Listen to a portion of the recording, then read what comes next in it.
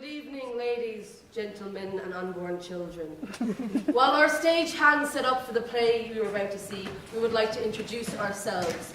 We are Oh Scare Wilde Productions, and you are about to witness our deeply penetrating adaptation of Oscar Wilde's The Canterville Ghost. Our individual names are not important, as we prefer to submit our personal identities to the creation of the greater piece. Our play, Canterville In Spiritu Sancto, is a collaborative effort to which we have contributed tirelessly and with utter conviction. Our passion and our creative spirit will come through in the deeply personal, terrifying, and eerie piece you are about to see. And without further ado, we present it to you. We will be presented to you in a minute. You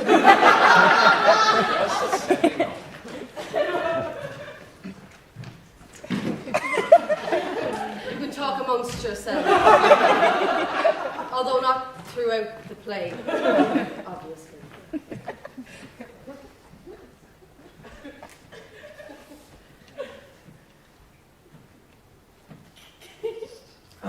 Okay, that's finished now. Is there anything you would like to say about our piece? No, okay. Canterville In Spiritu Sancto, we present it to...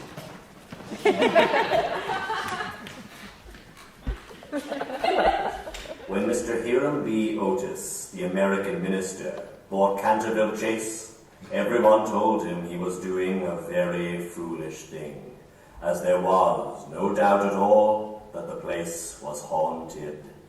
Indeed, Lady Canterville herself, who was a woman of most punctilious honour, had felt it her duty to mention the fact to Mr. Otis when they came to discuss terms. We have not cared to live in the place ourselves since my grandaunt, the Dowager Duchess of Bolton, was impaled with a hideous blade by her own living reflection as she was dressing for dinner. And I feel bound to tell you, Mr. Otis, that the ghost has been seen by several living members of our family, as well as by the rector of the parish. My lady, I will take the ghost of evaluation. We have come from a modern country where we have everything that money can buy. Why, I reckon that if there were such thing as a ghost in Europe, we'd have it at home in a very short time in one of our public museums or on the road as a show. I fear that the ghost exists. It has been well known for 3 centuries, since 1584 in fact, and always makes its appearance before the death of any member of our family. Well, so does the family doctor for that matter. But there is no such thing, madam, as a ghost. Now, let's discuss payment. Very well, sir. If you are still unmoved, I ask only that you remember one thing. I warned you.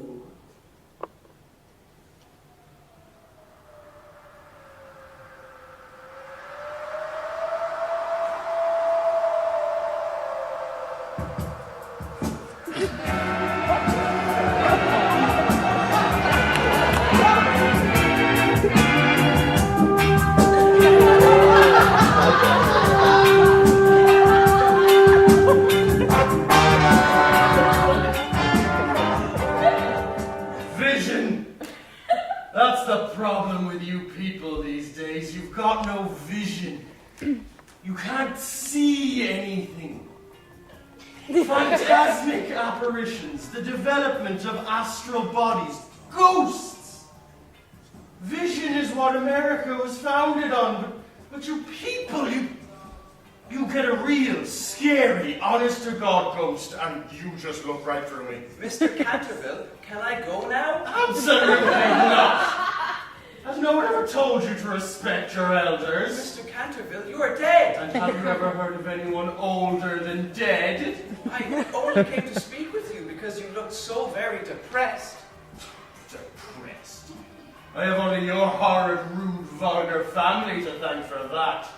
Nothing moves you people. Not the rattling chains, not the blood stain on the drawing room carpet, nothing! Frankly, my performances are beyond your low appreciation. We have been nothing but generous to you, Mr. Canterville. Even though you are a ghost, that shall not stop us from treating you with common courtesy. Idea how disrespectful that is! Wasn't always like this, though. My career was 3 centuries of uninterrupted glory before you came along. Oh, how I remember its beauty.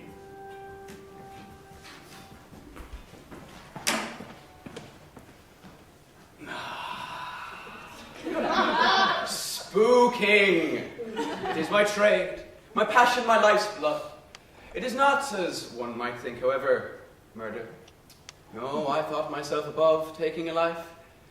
That is, until the Dowager Duchess of Bolton came to Canterville Chase. My despicable living ancestors hosted a most marvellous ball in 1788, the year of the monkey, for those of you who care.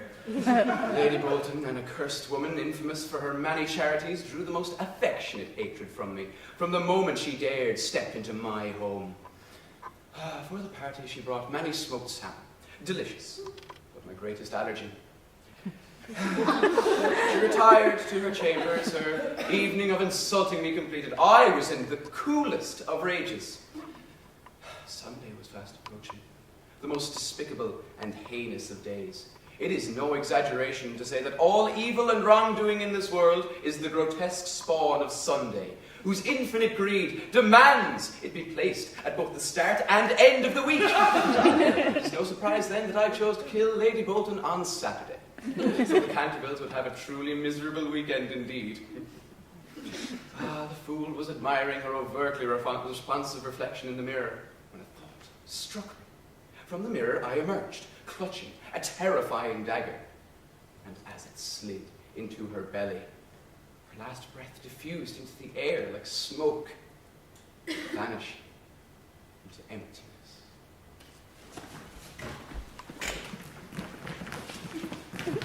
Oh, what a wonderful night of gross indecency it has been here in Canterville Chase.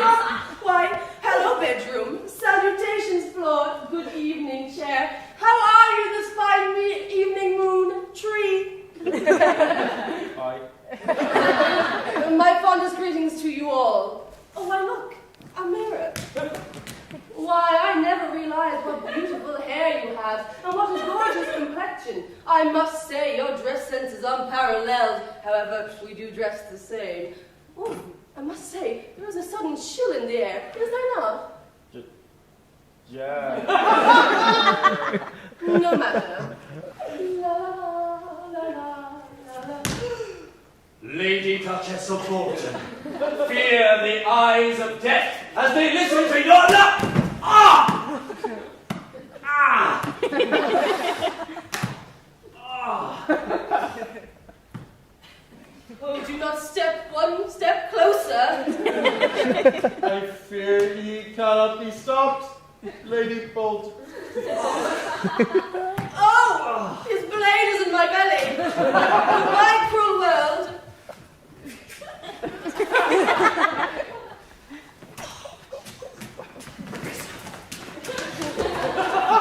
And there you have it. The artist, in his infinite rage, chooses to kill this woman, knowing that asking her to bring a chicken dish next time would accomplish nothing. It was a thing of beauty, my first true murder, and a testament to all that any action in the name of one's integrity is justified, no matter how impulsive or horribly thought out. How poorly timed, or comically tired, or cliched. Why? Even slipping on a banana peel.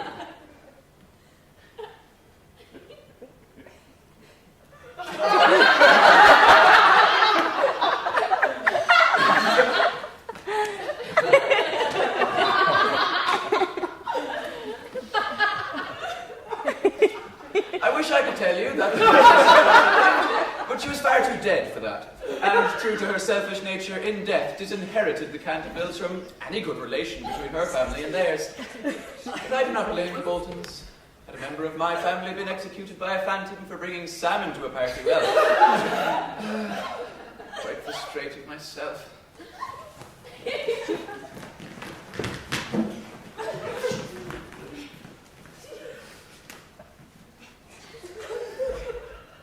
Why, Mr. Ghost, I didn't realize your past was so successful.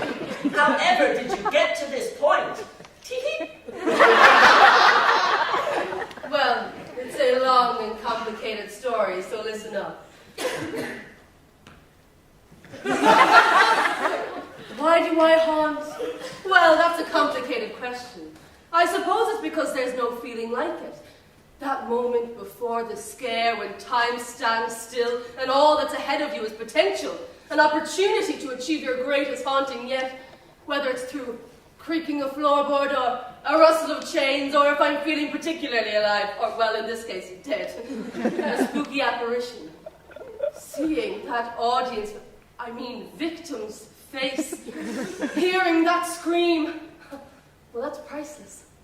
I've been doing this for years now, and while I've had some mild success, such as The Haunting of 1763, and the much-loved sequel, The Haunting of 1764, it's been, well, tough. And it's not like I wasn't warned or was ahead of me. You can't become a ghost. That's crazy. There just aren't enough jobs out there in the haunting business. You have to be more realistic. Well, I didn't listen. I've always been a dreamer, and that will never change. But I have to say, it's getting tough. You know, people, they just don't scare as easy these days. It was the year 1879 when the Otises arrived at Canterville Chase. As with every family that arrives, I take some time to observe them, to see that what makes them tick, to see how best I can scare them. The Otises, however, were different.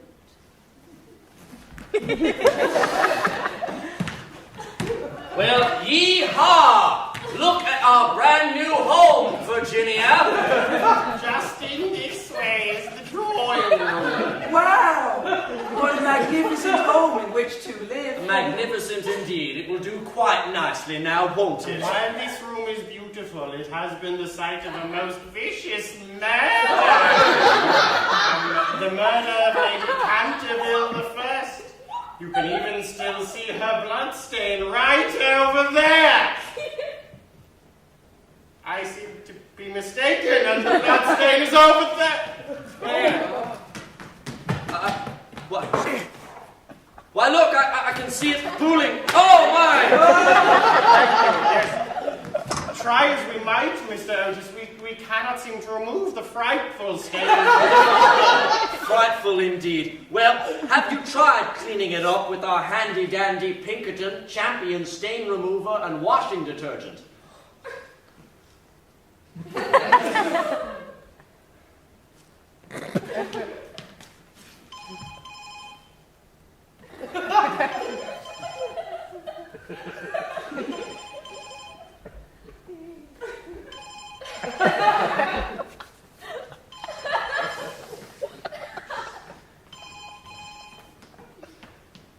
Yeah. Okay, doing something right now? Yeah, that's tonight. Right now, actually.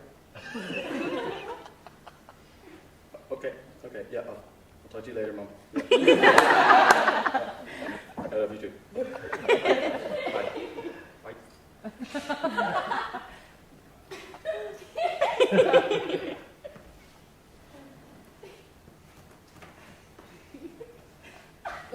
The Pinkerton Champion stain remover and what?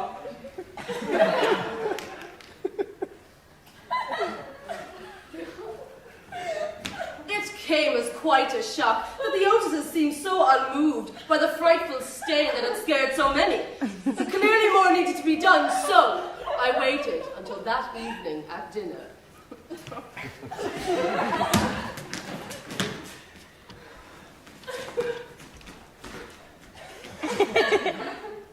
Why, what a wonderful meatloaf, Virginia. My compliments to the chef. Why, thank you, sir. Otis's fear, my rusty chains. Clang, clang. Why, what is that clang, horrific sound? It sounds like chains. Rusty, rusty chains. Rusty chains indeed. Mr. Ghost, sir, will you give me these chains? And Mr. Servant Man, can you get my oil for the As you can see, more was needed to be done to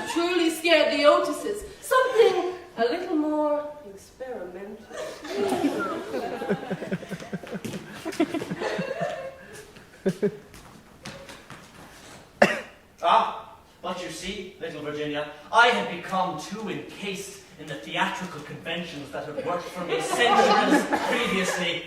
I needed to expand my horizons beyond what I knew before. Oh, Mr. Canterville, what do you mean? What do I mean? What do I mean? What do you mean by mean, Virginia? Is there really meaning? Or are you just being mean? Mr. Canterville, you're not making sense. I shall tell you, little Virginia, that were it not for your vulgar, simple family, I could not have pushed myself into the realms of artistic godliness that I now occupy, far beyond the cheap predictability of your tired cliches, like getting a pie in the face.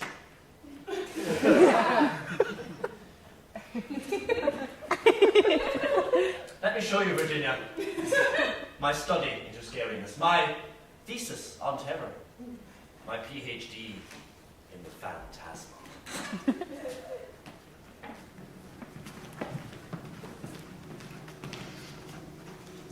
Ghost. To be a ghost. A ghost in the living of today. We are all ghosts, walking lonely through our day-to-day, haunted, day in, day out, by the mental health services we could have had. Instagram. What is a ghost in the face of depression? Nothing more than a spectre, a statistic locked away in a government drawer next to women's rights and freedom of the press, never to be taken seriously, like a poltergeist. Age of consent. To be booed. How we are booed, day in, day out, by the audience of our lives. Booed by the people, by the public, by the government we serve so loyally. Booed by cut after cut to the creative arts, never to be seen, like a phantom. Bertie Ahern. What we are all supernatural within, not without, on the narcissistic pages of social media, where we willingly suppress our inner ghost and wear it like the designer fur of a helpless animal. Arab Spring. We are strong and we will boo. We will boo and we will be heard like a phantasmagoria. Carbon footprint. Avec ces vêtements ondéants et noclés, même quand des marches ont croyé qu'elles dansent, comme c'est l'on se pense que le jongleur sacré au bout de l'or à qui battant en cadence. Michelle Obama.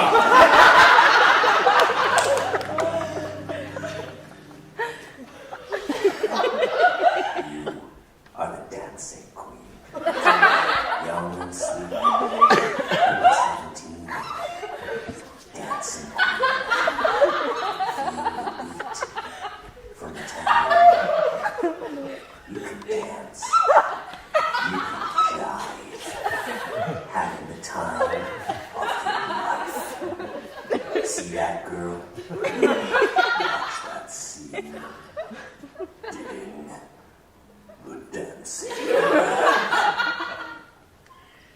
Father, I want a divorce. Jesus loves all sinners, my Father, child. please. Take your seat, child. Please, Father. Take your seat. No. Take your seat this instant, or Or else. what? You'll dance. You'll jive. I'm having the time of my life. No! You will never, never be the dancing queen. Remove her at once. Let me go. So young, so sweet. 17. God is dead, and we killed him. He felt the beat from the tambourine.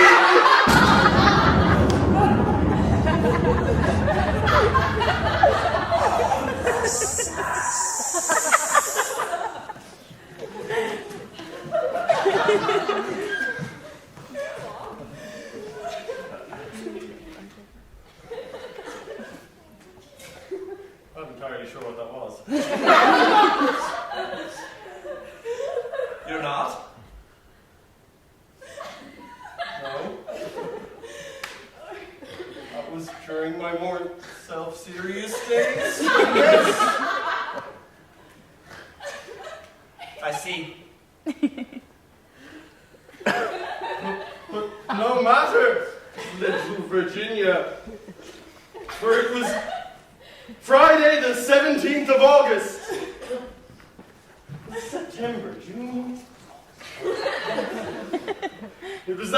chose to make my grandest appearance yet, I would use a large slouched hat with a red feather, a winding sheet frilled at the wrists and neck, and a rusty dagger in order to tear... We don't have the hat, or the sheet, or the dagger. Then what the hell do we have? Just make something up.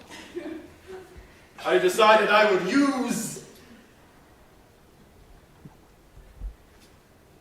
this banana peel to terrify your family.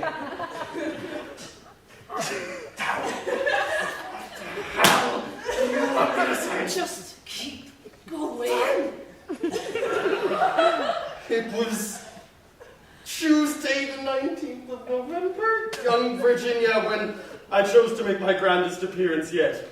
I would fly into your brother Washington's room in the dead of night, and I would...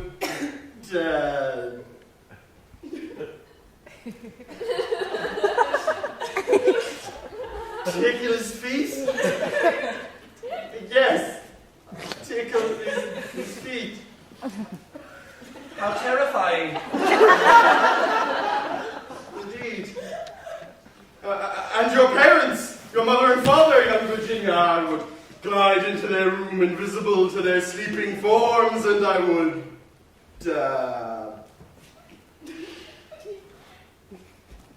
make noises? Like ooh and stuff? Ooh! Is that the best you can go?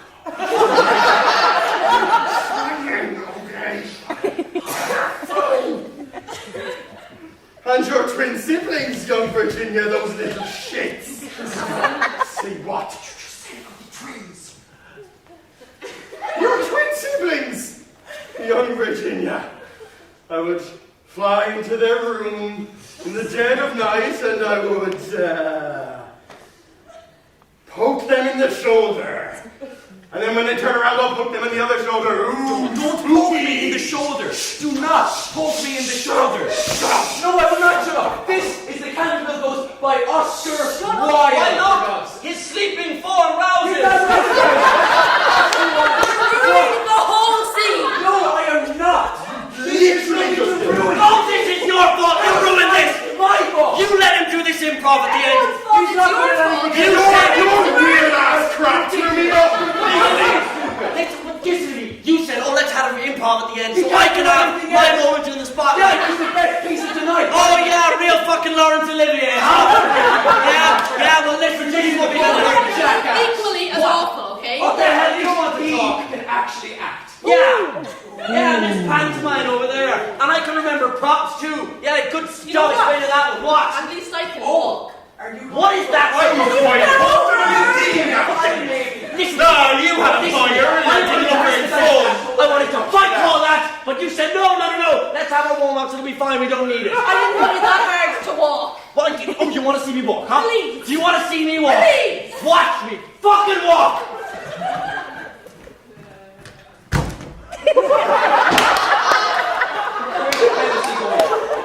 Doesn't matter. We're just gonna start from the start. We're just gonna start from the start. Where is that? From the start of the scene. What? Ghost. We were just missing. I'm gonna go watch. You're gonna watch. I feel like I'm in a hostile work environment. Hey, Ghost. Yeah, it doesn't matter. Just. Oh, at least there's someone in the audience who actually knows right now. Don't like this! This isn't meant to be seen! You lost the goal! No, I am not going back down there. You don't want me on that stage. I'm not going on that stage. You know what? Good. Good! I'd like to see you do this scene without me, sister. Go a lot easier now. Oh, I've been watching every step of the way. Impress me.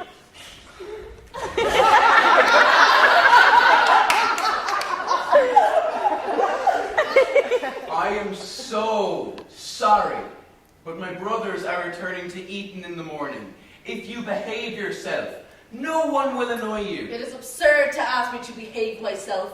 I must perform, I must devise new forms of terror. It is my only reason for existing. It is no reason for existing, and you know you've been most wicked. Mrs. Canterville told us on the first day we arrived, you killed your wife. That was a family matter. Well, it's very wrong to kill anyone. Oh, I hate the cheap severity of abstract ethics.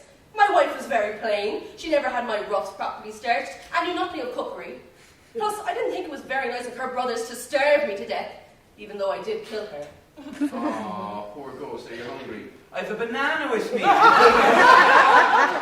thank you, I do not eat anything now. But I must say, you're a lot nicer than your horrid, rude, vulgar, and dishonest family. Stop. As for horrid, rude, vulgar, and dishonesty, you know you stole the paints out of my box trying to furbish up that ridiculous bloodstain. Really was most ridiculous. Who ever heard of sapphire blue blood? But what was I to do, really? It's very hard to get real blood nowadays. And when your father started on about his Paragon detergent, I certainly saw no reason why I could not have your paints. As for the colour, that is a matter of taste. Very well. Good evening, I'll be on my way. Please don't go, Miss Virginia. I'm so lonely and so tired. For 300 years I have not slept. I have not slept for 300 years and I am so tired. Poor ghost. Do you know where to sleep? Far beyond the wood pines there is a little garden. In the Garden of Death. Yes. That must be so beautiful. To lie in the soft brown earth with the grasses waving above one's head. To listen to silence. To have no yesterday or tomorrow. To forget time. To forgive life. To be in peace. You can help me. You can help open the doors of death's house. Love is always with you. Love is stronger than death is. It is absurd asking me to behave myself. I must perform. I must devise new forms of terror. It is my only reason for existing. To be someone else. To feel important. Tell a story. Find somewhere we belong. I do this because let me be someone I'm not. Someone else. Let me be the center of attention for a while. Just for a little while. I feel at home on the stage. At peace. There's nowhere I feel more confident, more like I could feel like I could do just about anything. I want to be admired. Like what I do makes people odd that I can impress them. Might be selfish, but it makes me feel good that I can. I love making an impact on people. Changing something about someone for a moment through what I do. Making people feel something. To know that I'm good at something and that other people know it too. Makes me feel like I matter when I'm not always sure that I do. It makes me feel important. Like I'm needed for something. When I found the theatre, in a lot of ways I found my home. I made friends. I've made a family, and no matter how annoying I know I can be, they'll always care about me. It's terrifying, but really peaceful. The honesty in performance. I don't always succeed in doing what I want, but I'll always succeed in doing what I love. I feel proud. Like in my own small way, I'm changing lives. I'm making people think I'm affecting the world, and maybe, just maybe, I'll be remembered for it.